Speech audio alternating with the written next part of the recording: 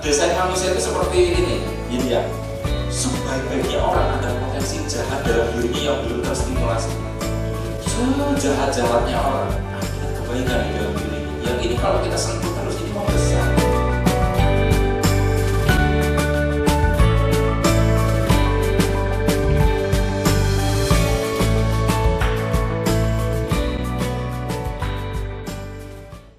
Assalamualaikum warahmatullahi wabarakatuh. Jumpa lagi kita berjumpa dengan saya Arif Rahutomo atau Arif RH dalam rekaman video iseng Reborn. Ya, teman-teman semua, pada video kali ini saya ingin mengangkat tema tentang kebenaran versus pembenaran. Ya, kebenaran versus pembenaran. Saya lupa saya pernah membuat video tentang ini atau tidak, karena video saya sudah 500-an ya.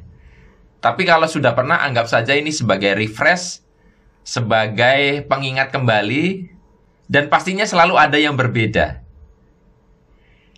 Ini melanjutkan apa yang sudah saya sampaikan di video sebelum ini, persis sebelum ini, di hampir bagian akhir video sebelumnya saya katakan saya akan membahas pembenaran dan kebenaran. Tema yang saya bahas di video sebelumnya tentang masalah sombong. Saya juga menyinggung sedikit tentang perbandingannya antara rendah hati dan tinggi hati dan sebagainya. Oke, langsung saja. Apa sih bedanya antara kebenaran dengan pembenaran? Saya tidak mau mendefinisikan dulu, tapi saya mau mengajak Anda langsung kepada konten, kepada penjabarannya. Nanti kita tarik secara induktif untuk menjadi sebuah kesimpulan di akhir. Ketika seseorang mengatakan saya rendah hati, ya, saya rendah hati. Rendah hati itu dia orang yang, ya, kebalikannya sombong. Yang tidak sombong, yang egonya dia tekan, egonya dia tundukkan, tidak meninggi. Ketika orang mengatakan saya rendah hati, pertanyaannya adalah, orang itu betul-betul rendah hati atau rendah diri, sebagaimana yang sudah saya bahas di video sebelum ini. Kalau rendah diri itu minder, merasa tidak layak, tidak pede, itu rendah diri. Kalau Anda masih bingung, saya kasih contoh lagi. Ada orang yang mengatakan, ya, saya mah orang yang bodoh dan tidak tahu apa-apa. Itu ekspresi dari rendah diri atau rendah hati. Nah, untuk membedakan mana rendah diri atau rendah hati, kita perlu melihat faktual orangnya, jejak rekam orangnya. Kalau yang ngomong ini orang yang tidak berprestasi, orang yang tidak berpendidikan, orang yang dari tutur kata juga nampak tidak ada ilmunya, maka ketika dia ngomong saya rendah hati, itu bisa jadi hanyalah pembenaran dia atas rendah dirinya dia. Tapi kalau yang ngomong itu orang seperti Einstein, orang seperti Habibie, B.J. Habibie, orang-orang saintis yang sangat jenius, Nikola Tesla misalnya mengatakan, ya, saya tidak tahu apa-apa, saya ini orang yang bodoh.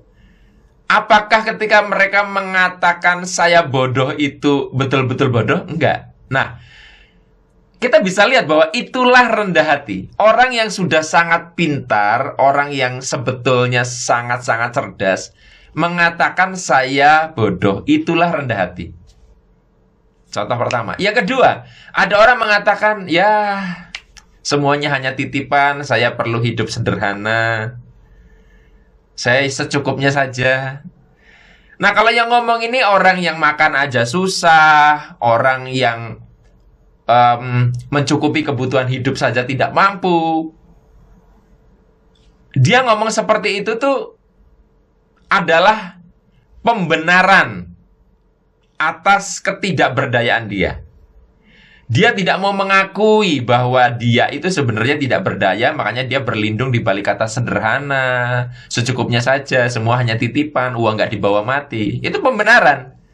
Tapi kalau ada orang yang sudah sangat kaya raya, orang yang pencapaiannya luar biasa mengatakan seperti itu, ya hidup sederhana saja, dan dia buktikan ya. Tapi padahal dia berlebih. Dia punya kemampuan untuk hidup lebih dari itu, tapi dia biasa-biasa saja. Itulah betul-betul sederhana, itulah kebenaran. Nah sekarang, kalimat bijaksana yang sering kita gunakan dalam keseharian, itu sebetulnya bisa memberdayakan atau tidak. Jangan dikira kalimat bijaksana selalu berdampak positif. Bisa juga kita jadikan kita jadikan pembenaran atas ketidakberdayaan kita tadi. Saya sering melihat ada orang yang ngomong uang bukan segalanya. Nah, sebelum saya mempercayai ucapan dia, saya cek dulu jejak rekam hidupnya. Kebanyakan orang yang bilang seperti itu kadang bermasalah dengan keuangan. Uang tidak membawa kebahagiaan. Itu rata-rata orang yang duitnya cekak kayak gitu tuh, ngomong tuh. Menghibur dirinya sendiri. Tapi ketika ada orang yang sudah duitnya banyak sekali, lalu dia berkata, uang bukan segalanya. Uang itu bukan sumber kebahagiaan. Itu kita perlu mempercayai kebenaran yang diucapkan orang itu.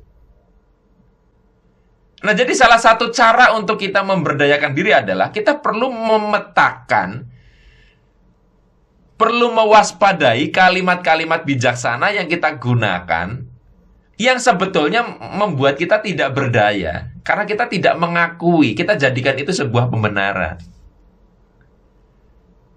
Cuman sulit sekali untuk membuat kita mengakui ini, karena butuh waktu.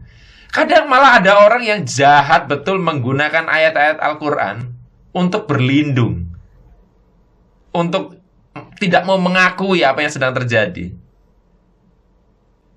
Anda serakah, Anda rakus, Anda tidak teliti, akhirnya Anda tertipu, lalu Anda mengatakan, ya semua sudah ditakdirkan Tuhan. Betul, memang betul, tetapi sebetulnya itu adalah kalimat yang Anda tidak mau melakukan evaluasi bahwa iya, saya rakus, saya serakah, saya ceroboh. Apakah seseorang itu bijaksana ketika menggunakan kalimat bijaksana? Tidak selalu. Bagaimana kita tahu? Ya kita harus bisa memastikan apakah kita menggunakan kalimat bijaksana itu sebagai pembenaran atau kebenaran.